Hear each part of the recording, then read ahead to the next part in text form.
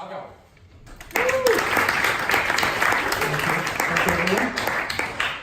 So I will try to do it as fast as possible. Asset token, equity, asset token, utility token, payment token. AgAu is supposed to be a payment token and an asset token.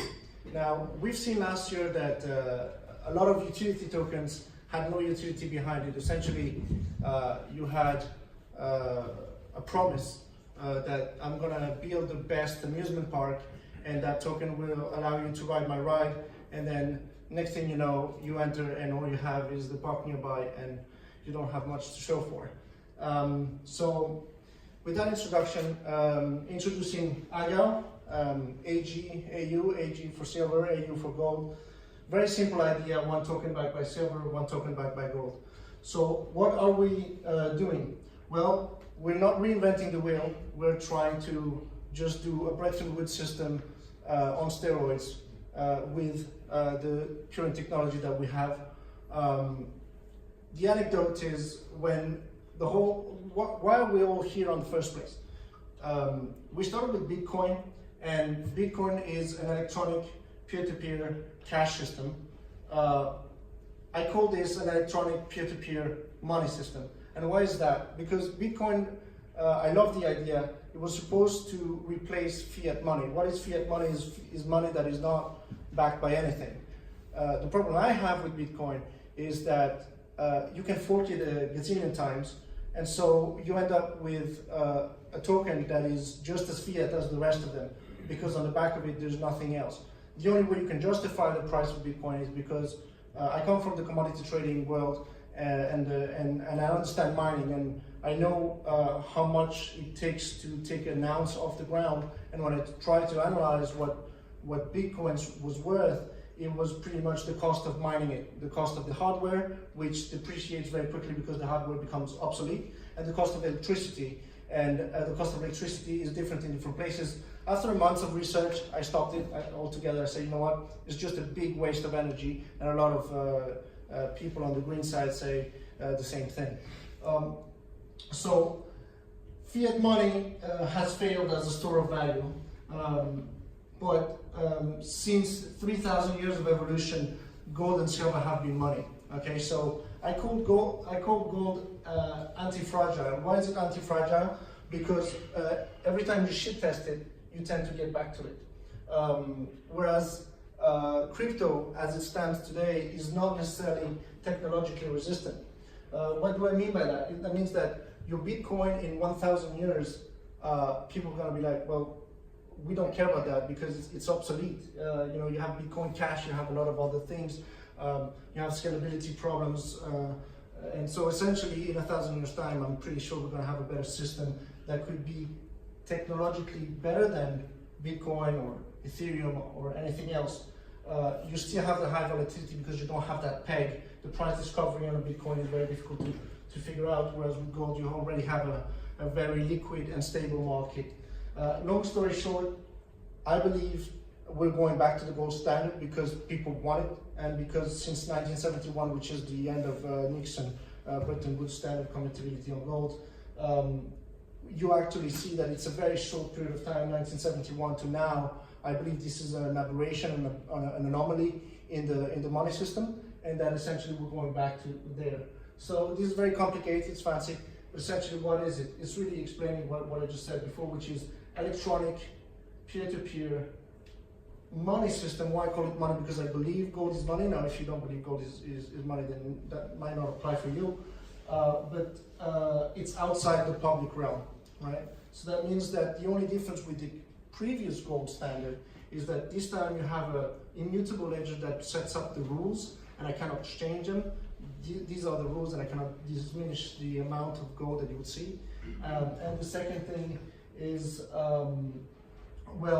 you have more transparency into what I really have as holdings, because the big problem with central banks is you don't know what's in Fort Knox. I mean, no one can really audit it, and it's the same problem with the ETFs. So what's the difference between the ETFs, AgAu, and the gold bar? Well, it kind of comes by itself, right? Instead of telling you all of this, basically, here we have a system where all the holdings are published on the ledger: asset card, serial number, audit, purchase receipt, payment receipt, warehouse receipt, and we publish it on the ledger. That's all the assets that we have on one ledger for everyone to see. Second ledger is the token, so it's an ERC20 token based on Ethereum. For me, all of these protocols, they're all just protocols. They're all just big Apple stores or Android stores. The reason I choose ERC20 is because, in my opinion, that's the best so far. We're going to start there. If we see another one that is better, we can also do it there. But I think Ethereum is going to turn into a Ripple, which is a protocol with a base layer that can function at a low latency, low price, and high liquidity once they fix their issues. But that's not my problem, that's the problem of the people building the protocol. The comparable, one of the things I always say is that back in 2012, when there was Iran trading oil, you couldn't trade because of embargo. And gold is a barter meaning of exchange. So essentially, you can circumvent basically government rulings, and all of that allows you to basically trade freely. So there is three hats. Basically, the first one is emerging economies, banking the unbanked. You only need your cell phone to transact. You don't have T+3. You have no FX commission because everyone is pricing in gold, and it's a very transparent pricing. In Venezuela, we built a chair that cost me 2 tokens of gold. How much does it cost in Germany? You have a clear facilitation on trade. You have a settlement that can be done, and a lot of people that can benefit from that. On the traditional investment side is basically you have a better ETF that is actually allocated, segregated, and audited. Why do I say that? Because in the ETF, actually, one thing you have to remember, if anything, is that when you buy non-allocated gold, you basically a creditor of the gold. You don't own it. If it's in a banking system, that can be, and the bank fails, that can be used on the bankruptcy protection. You would only be protected at 100,000 or so on, depending on the jurisdiction. But in this case, you would be basically protected because it's outside the banking system. Private property laws, essentially, that's what we do. And then there's the crypto punk. Of course, he is rich now, but it's only paper wealth. Because really, there's a lot of volatility. There's no liquidity on the downside, and for them, what we try to do is stabilize the portfolio and build a real token to replace the shit tokens. So we have a demo and a marketplace. Basically, that part of the ledger is done. We're going to issue 500 million Swiss francs worth of gold by Q1 next year. It might sound like a lot for the crypto world, but for the gold market is really tiny. Basically, the ETF GLD fund is 26 billion. So the marketplace is ready. We're going to finish and test the security throughout the next months. We also have a very good announcement. Not only we have our team here, but next month we're going to do an announcement about the CEO of a Swiss bank actually joining on board. So you'll hear about us.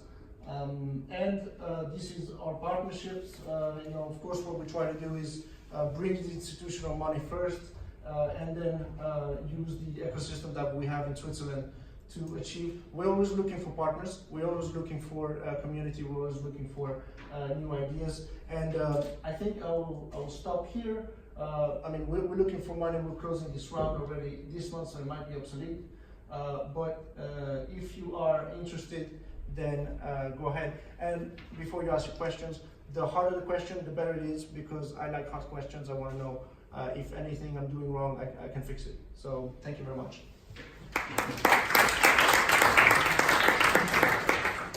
So, questions? Don't go all at once. There you go.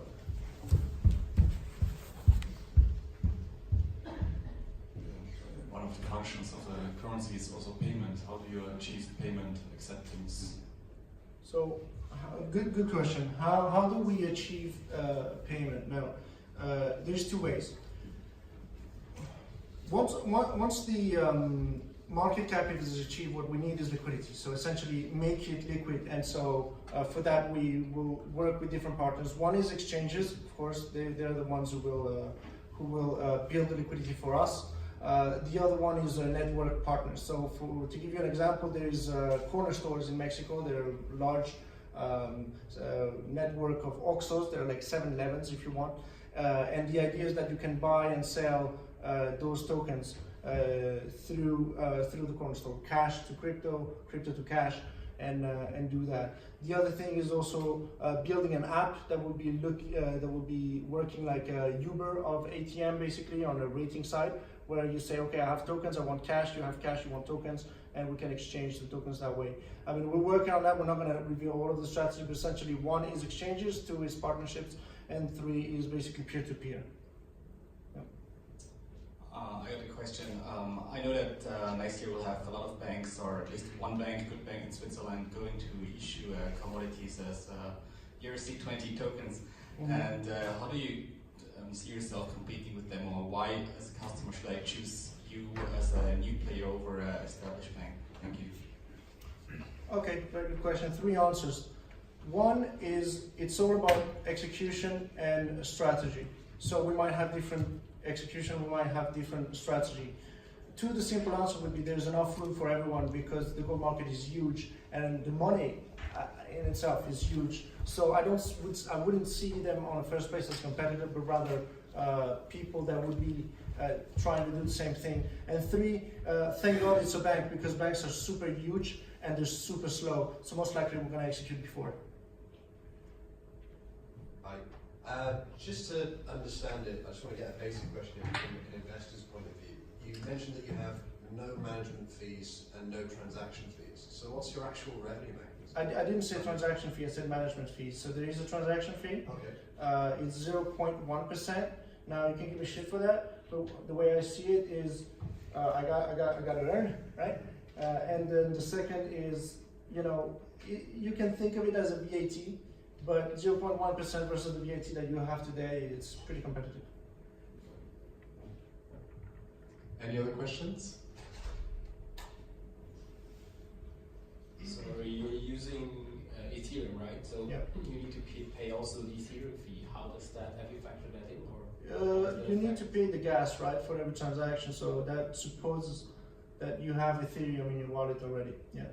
So that is, am I taking it into a factor? That's the way I'm building the system. I guess it will be also in the hands of the people who are transacting. They most likely will have to have some gas. Yeah. okay, thank you. Any other questions? If it's not the case, a warm hand for Thierry. I get a lot that question, which is, hey, dude, it's centralized because it's gold and it's somewhere. And usually my answer to this is, you and I are centralized, and once someone asks me, what do I think about the future of money is going to be? And I said, well, in 20 years' time, I think we're all going to be plugged into the matrix and we're not going to trade in anything but time and energy. But until that day comes, we're centralized, and I think gold is most likely the only thing that could achieve that store of value and that can solve the volatility problem. So.